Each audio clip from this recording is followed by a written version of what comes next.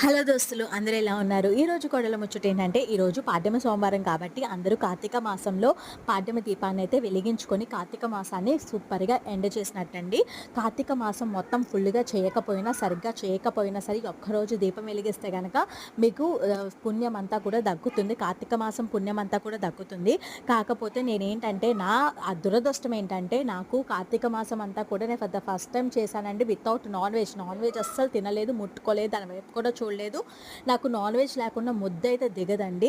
అలాంటిది అంత బాగా చేసిన దానికి నాకు ఈ ఒక్క రోజు మాత్రం ఆ దేవుడు నాకు కేటాయించలేదు.